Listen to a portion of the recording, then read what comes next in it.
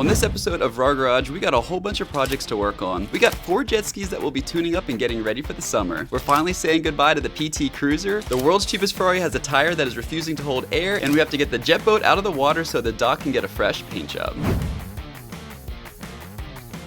Alright, so it's that time of year again. It's time to put the jet skis back in the water. It's warming up. Everybody wants to start jet skiing, so I've got to do a bunch of maintenance on them. So we have the SeaDoo Spark over here. We've got 2 Honda Aquatrax jet skis and the 2 stand-ups, including the new one that we just set up. These 2 Aquatrax are in here now. We're gonna do an oil change on them, spark plugs, air filter, everything's gonna be fresh. These are actually Carter's parents' jet skis and they gave them to us. They're a little old, they've got a lot of hours on them, but they're running great, so let's just take care of them. So the first thing we do is we have this oil extraction pump here, and I pull off this cap here. These are what's called a dry sump engine.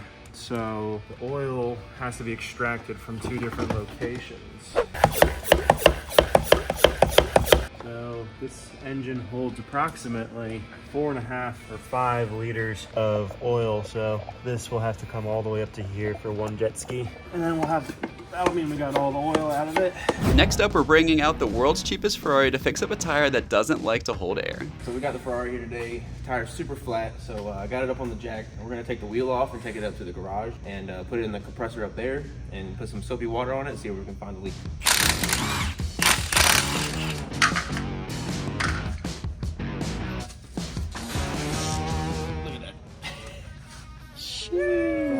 While we're getting the tire loaded up on the truck, now it's time to say goodbye to an old friend. Well, everything has to come to an end. The PT Cruiser's been here about as long as we have. Been fun.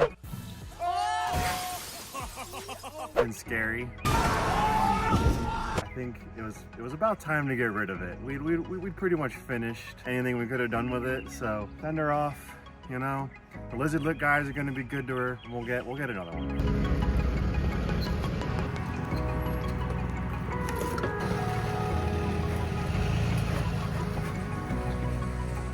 So here I have my new air filters ready to go in.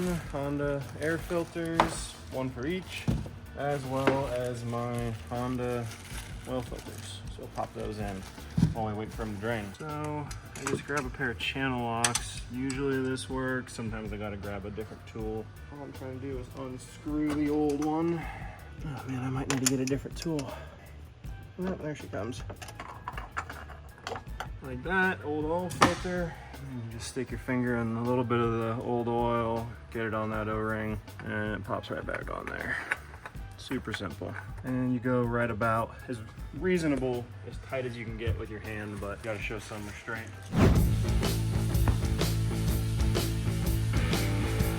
And I've got a suspicion it's leaking from the sidewall, or the bead. Yeah.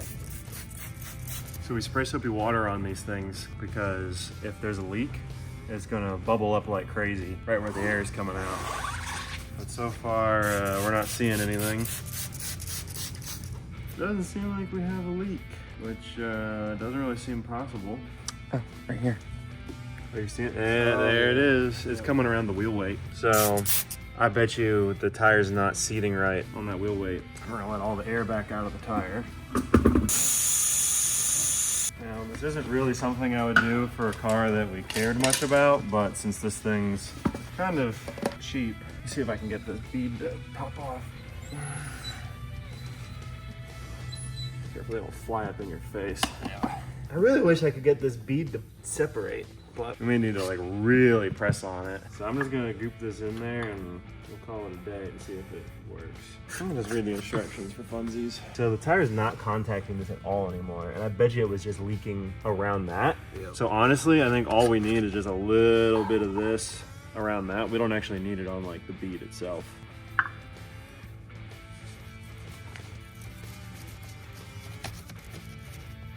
It said a light coat.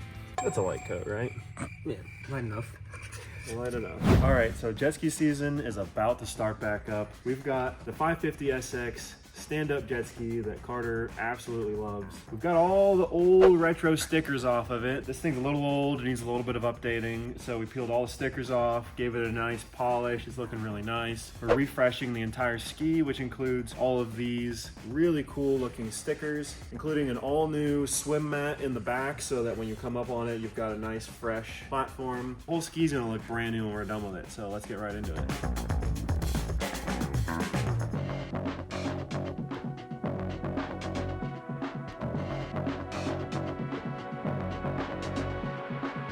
We're nearing the top here. We're just about over. Oh, there it goes. That's exactly how much oil was supposed to be in there. Plus a little extra. These jet skis are known to run a little rich on startups.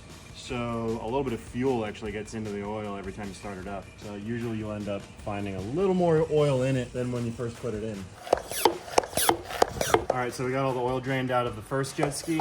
Now I'm on to the second one, and we should be good. All right, so we got the oil out of this one. Honda NW40 oil. Doesn't actually say up there, it is Pro Honda. There you go, that's how you know it's good. And I just pour all this in the engine. So it takes 4.5 quarts, so this is 1 gallon, which is 4 quarts. So I have this here as well for the other half quart. All right, last jet ski's got all of its oil drained out of it. Now it's time just to get the last bit of oil in, and then all we'll have left is spark plugs. So I have these electrical connectors in here that I use to keep the batteries on the battery tender, but when they sit in here, they get a little damp. So I've got some dielectric grease just to keep my connectors nice and clean. Go do the other one. Yeah, these still look okay, but definitely in need of some grease. There we go. Dielectric grease is a type of grease you use exactly for this situation. Anywhere that's going to be getting wet quite frequently, which the engine bay of a jet ski gets quite a bit of water in it, even though jet skis float. While Matt's finishing up the Honda jet skis, I want to upgrade the little red van. I'm putting a Pizza Planet logo on it inspired by Toy Story. Bailey's in town, so let's get his reaction. What in the... Whoa, what the Toy Story? What the Buzz Lightyear? I mean, Lazar? I mean, the guy landed on the moon? I mean... That's the moon instrument there. Whoa, what are we stickering everything up? My favorite part, the RAR flag with the pizza. Yep. That's sick. That better be stuffed crushed cheese. That is a real decal.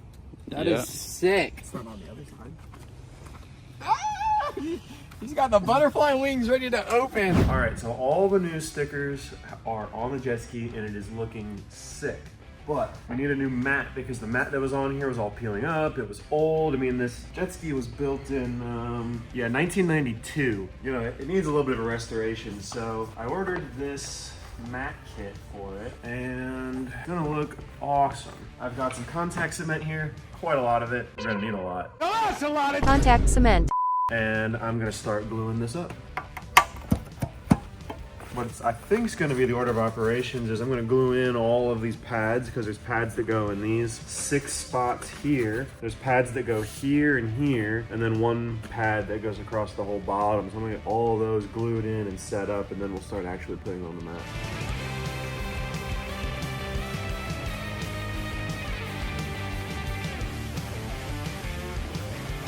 With this contact cement, you have to apply it and then wait about 20 minutes for it to actually become sticky. Once you put things together with this stuff, it usually doesn't come apart for quite some time. So hopefully we get another couple of decades out of this machine.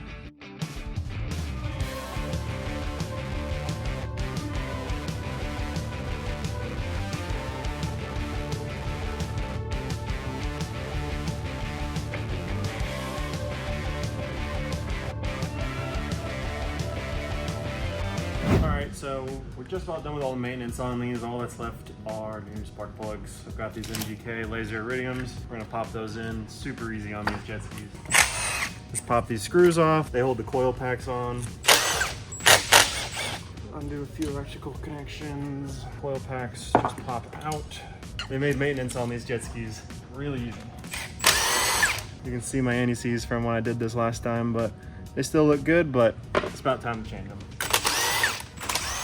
So these new spark plugs come pre-gapped exactly how they need to be for this jet ski. By that I mean the gap between the electrode and the ground strap here are actually preset. You actually set those depending on manufacturer specifications. And then you've got to put a little bit of anti-seize on them. Makes the plugs come out. Whoop, that was a lot, but there we go. Just a little bit goes a long way. Makes it so the plugs come out real easy next time, just like they did this time. And I'll just get them started. Box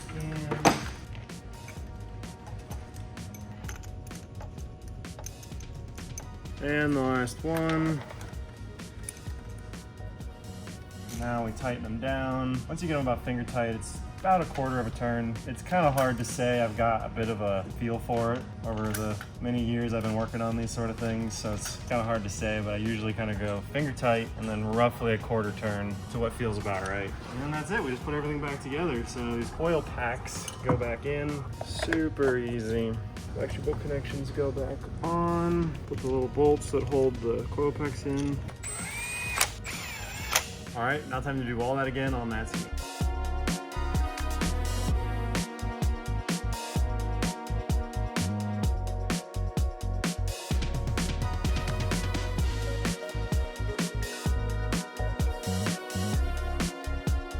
Just like that, all the maintenance is up to date on these jet skis, ready for another season of fun.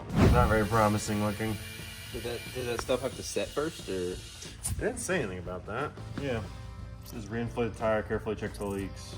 So, I mean, we may just want to pull the entire bead off. Not a big deal if we do. It may have just oozed out the last little, nope, there it goes. I see it. Hold on, let's spray it again. Well, it's not leaking right now. It's very much not like the exact right way to do this, but considering the vehicle, it's the right way to do this. Let me pump it back up to full 30. I don't know what it wants it to do, but I think 30 sounds pretty good. I might have fixed it. That's pretty cool. So the first bit of the mat going down, this is kind of probably the toughest part here, these corners that get covered with these little caps. The instructions say to hold the edges down with super glue, but it's not really working very well. I mean, they are somewhat staying put, but not as well as I would really like them to.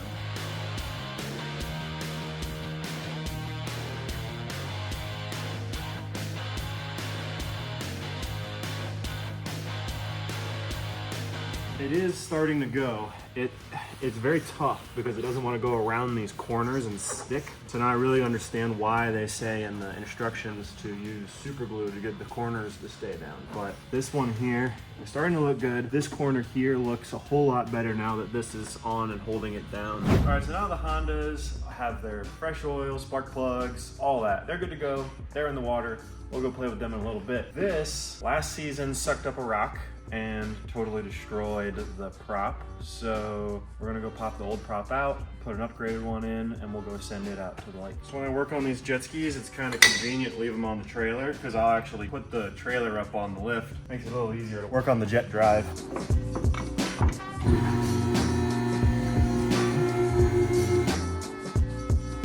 All right, so we've got the jet drive all pulled off of here, and I've already got the new prop on here. This is a Solus prop. I think it's a 12-17. Yeah, it's a Solus 12-17 prop. It's supposed to give a little better performance with the SeaDoo Spark, so we'll see. And we have a new Solus wear ring as well because you always have to replace them both at the same time. We'll get this all back together and get the Spark back in the water. I'm trying to start with one corner, kind of knowing how that one goes. And you can see it like curls up, and it's like the glue is actually like causing it to curl as well, because it wasn't curling like that when I pulled them out of the package. So it's like the glue drying on them is actually fighting me in this process. So I need to use my trusty super glue and apply just a little bit of it here and get that to stick, hopefully, and then another bit of it here, because as you see, it's just peeling up as I'm talking. It took a super long time to get the side pieces on the stand up, but they are finally done and we're ready to go on to the final piece.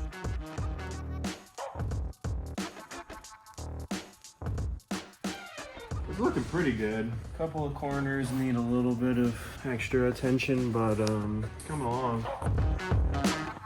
All All right, so this could be a little bit of a process, but we'll put the wearing in first. That goes in there with this going around that. Next, we have this, which has to go in. I've got a little bit of grease in here. I think I'll put just a smidge more. A little bit goes a long way. This little rubber cone here actually has to go over the end of this drive shaft, which can move up and down.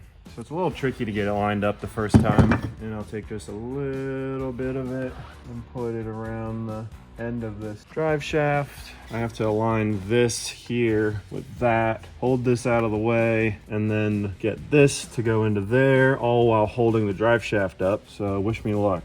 Okay, so let me get this set back in here again. And on top of that, the prop fits very snugly in the wear ring. Rotate this down. There we go. Not quite. It's jamming on the rubber cone. Gosh, while Matt tries to get the prop on the SeaDoo fixed, let's go see if we can get the tire on the world's cheapest Ferrari. So I'm gonna go ahead and throw it back on here, drop it down, and torque it to 100 foot-pounds.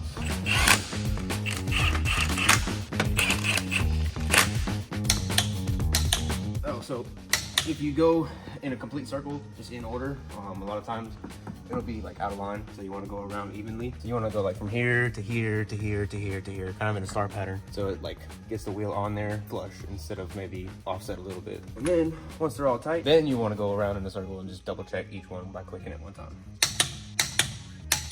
And there she goes. And that's it. Hopefully she doesn't, show up flat next week. All right, so the dock's getting painted this week. I've got the jet boat out there and then the jet ski dock along the dock as well. So I've got to go out, pull the jet boat out of the water and move the docks out of the way of the painters.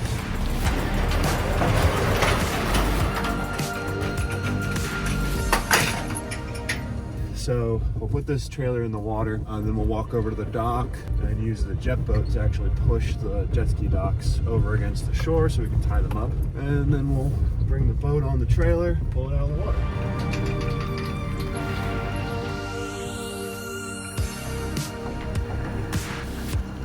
We're ready to load the jet boat up, but first, let's go move those jet ski docks. Shoot, these ropes are really deteriorated. Look at all that. Oh, shoot. This may have to be cut. Oh, hold on. Got it to move a little bit. Now I just got to do that 3 more times. I'm trying to twist the rope to make it a little more narrow.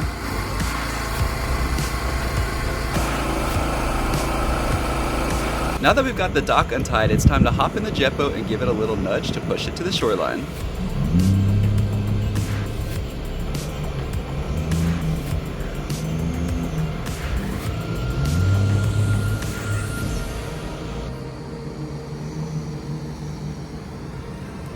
Once we get it tied up, it's time to head over to the other side of the lake to load the boat up onto the trailer.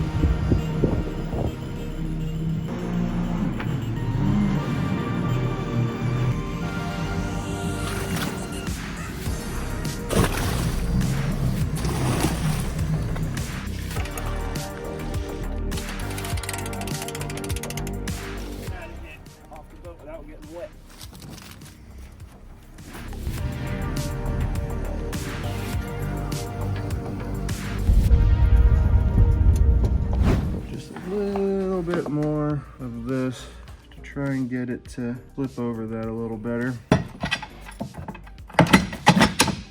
There it is. Just double check down there that looks right. Oh yeah, perfect. Oh yeah, it's all coming together. I always use a little bit of Loctite. There we go, that's pretty good. You don't want this thing coming apart while you're out in the water. So this is what our actual steering ride's on here, friends, so that we can steer out in the water. We have to make sure we don't tighten the bolts down too far because we need to make it so that we can still get this, I believe, this orientation installed. All right, so now that all the bolts are started by hand, I can get the ratchet out and finish them up. So this attaches our actual handles to this component here, which if you notice now that I turn that, the handles turn. So that's how you actually steer on your jet ski. So this here is actually kind of special to the Trix. This is why it's called a Trix. This is the IBR, which allows it to pull wheelies and all of that in the water.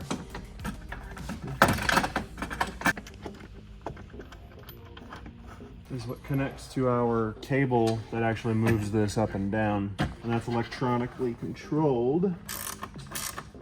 There we have it. Now this jet ski is ready to go back in the water for another fun season.